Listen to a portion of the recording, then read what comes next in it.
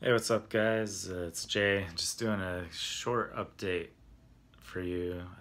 Whenever I don't post for a while, everybody thinks I died or that the game stopped being developed and that everything exploded and all that. So I was just got to do a little update to tell people that everything's still good.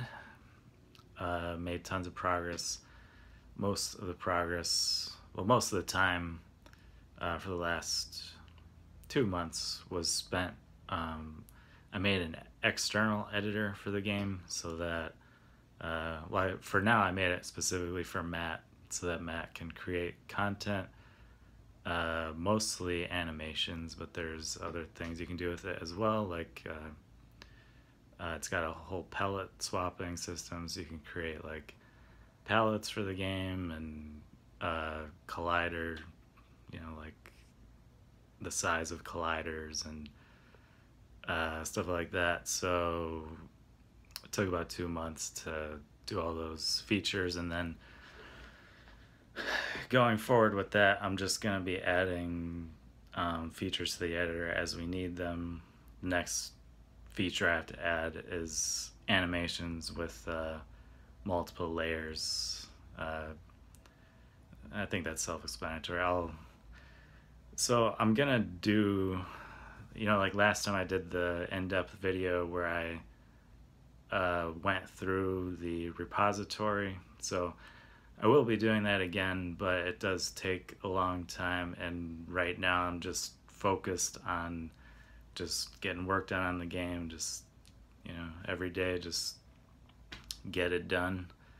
So I was thinking during Christmas break I'll do the next really in-depth video where I go through all the commits since last time, and I guess that'll be last video was posted on August 10th. I just checked, so that's gonna be, I don't know, like 6 months or 5 or 6 months of work to go through. I guess going through the work on the editor won't be as interesting, but that's the plan. Another cool thing about the editor means I made the editor in Unity, so it theoretically means that it could be built into the game, like distributed with the game, and then people could create their own content. We'll see. That's not in the plans, but it's a possibility because of using an external editor that I created. I don't know if there's anything else really worth mentioning right now as far as progress with the actual game. So I'm working with Matt to create a collection of Game Boy style games just to get something small out, and then we're planning on the characters and all the stuff from those games kind of becoming a part of the Glitch Strikers universe, which then gives us something to draw content from for all the crossover stuff. So everything's good. Things are going pretty smooth and fast, in my opinion. Haven't hit any big programming challenges. Everything's been progressing, and I haven't had to do any drastic rewrites or anything, which is really good because it means my code is really strong, and that's kind of what I spent most of the time doing, was learning how to have a really strong code base to build on top of, because if you don't have that, you can't make a big game, because then your code will become too hard for you to understand. So really happy with the code, and also the code in the editor follows the same foundational philosophy as the code for the game, so it's really easy for me to jump between working on the editor and the game. And they also share a lot of code, they use the same code for animation, so that stuff in the editor looks exactly like it does in the game, so that we don't that would be kind of annoying if something looks good in the editor and then you import into the game and it looks different. That would be bad. So, yeah, and just, I don't know, following the news and in the world and the country and trying to, stay positive and stuff. And I mostly spend my time focusing on work and stuff, just to kind of try to keep sane during these crazy times that America is going through. And it is definitely a crazy time, and hopefully things will calm down eventually. But that's one thing I like about game development, is that it's so complicated that it takes like all of your brain.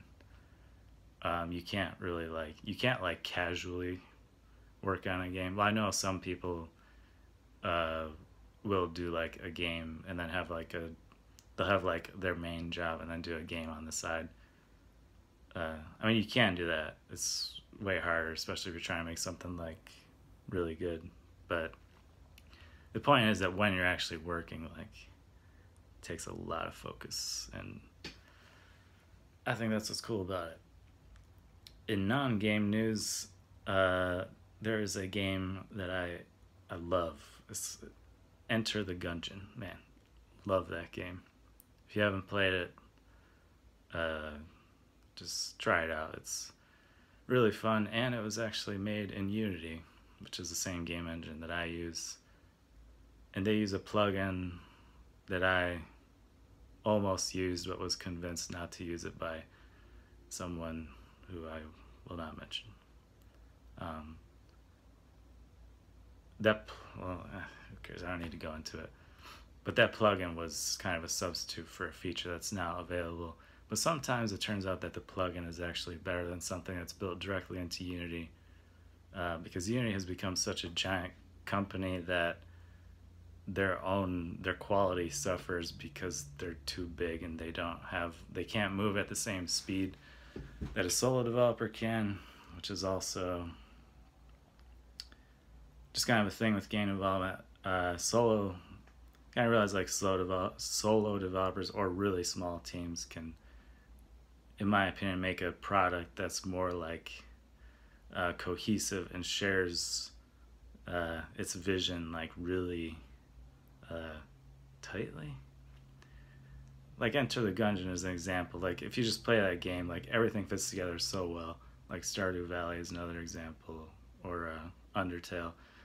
Like, these are games that follow like a singular vision, and they follow that vision really well because you don't have to communicate that vision to so many people, because kind of the more people you communicate your vision to, the vision will kind of become diluted, and then the game kind of loses its personality. So it's a good time to be a solo developer or a small team if you can manage to financially survive the process, the long time that it takes to make a game, which is kind of, in my opinion, the biggest challenge about making a game is just surviving financially during development. Like, as a person that doesn't make games, you probably don't think about that, but knowing what it's like, I think that is the hardest, the most challenging part of making a game, and probably the thing that keeps most people out of it, or from succeeding or making an awesome game, because you want to make something small so that you can have enough money to survive while you make an actual big game, and then, stuff. So I think that's it for right now.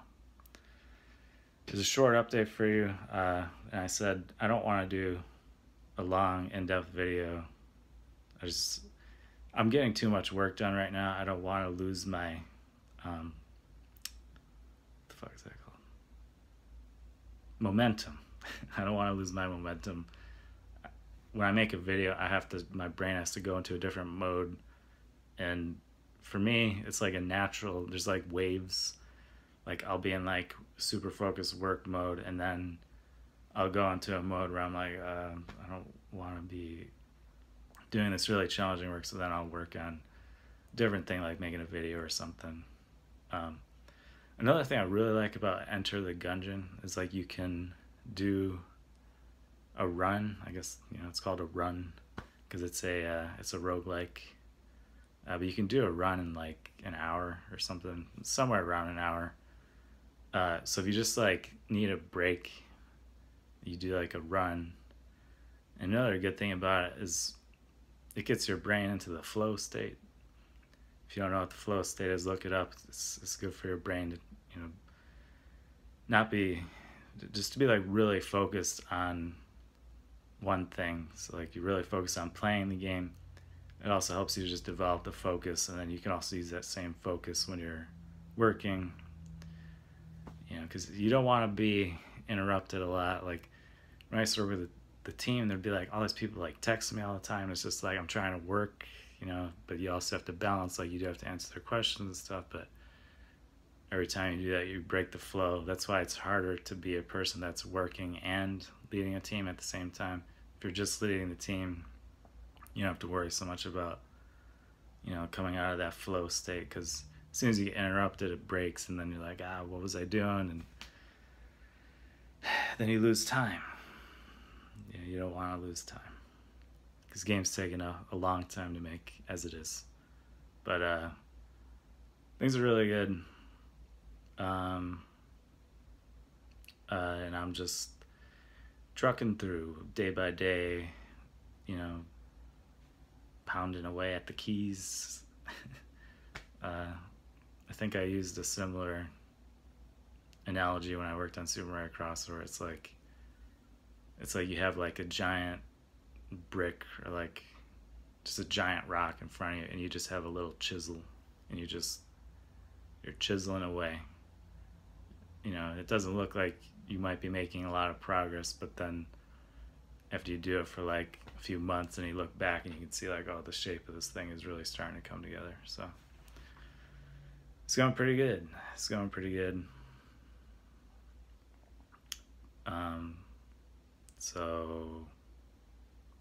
it'll get done when it's done, and it's happening. And it'll keep moving faster and faster, since both the editor and the game they both have a really solid foundation. So then that means that all the progress, especially after I finish a few more of there are a few more features that the editor needs. Like I said, the layered animations and attach points will come by default with layered animations. Just meaning you can animate multiple objects within one object. And if you don't know what an attach point is, it's like if someone's like carrying a sword in their animation, you'd actually animate the sword separately, but the attach point tells you where to put the sword. Fun stuff. And like I said, I'll do a cool one of those really in-depth videos Christmas break that's in like a month and a half. So that might be the next video, although it is super fast for me to just make a talking video, like a vlog video. So I don't know. When people bug me, it's not really like bugging me, but like if you want me to make more videos, just like harass me, but don't really, because it's annoying. But also that is how you get me to make videos and stuff, is because people start to be like, hey, what's happening? Like, is the game canceled? Like, why? I don't know why people just assume that something is canceled just if there hasn't, like, my main job is making the game. Like, it's not talking about the game. Like, I know that comes with it, but so if you want me to make more videos, just like keep sending me comments wherever, like on Twitter. Twitter is the main thing that I actually like follow, and I get notifications for YouTube comments. Facebook, I don't know, I just personally kind of despise Facebook. I think it's bad for people. I think it like takes over people's lives. So I just had a timer go off on my phone and then it stopped the recording. That was really frustrating because now I have to like splice these together. But anyway, I was just saying I don't like Facebook, and if you want me to just like make videos and post updates, then just like send me stuff on Twitter. Twitter's the best place, but I do also see most YouTube comments. So I don't know. If you want to see stuff from me, just tell me what you want to see, and if I can do it quickly, like if I can make a video like this really quickly, then I'll do it. But for the longer ones, it's like it takes a bigger effort for my brain to shift thinking, and I don't know. I'm gonna get going. Don't set a timer on your phone while you're recording because it will stop your recording unless I bet if I would have done the hard press, what's it called, like 3D touch or whatever, I bet if I did that, then I could have turned it off. But of course it's not intuitive. I'm frustrated. Why'd you have to ruin my recording, phone? And my past self ruined the recording by setting a timer. The timer wasn't even related to the video. It was about something else. So I feel angry at Past J. Past J from 15 minutes ago really ruined this video. So we should all be upset at Past J. But present J, he's all right. Anyway, have a good week, and let's all try to survive these crazy political times together. Have a good day. Bye.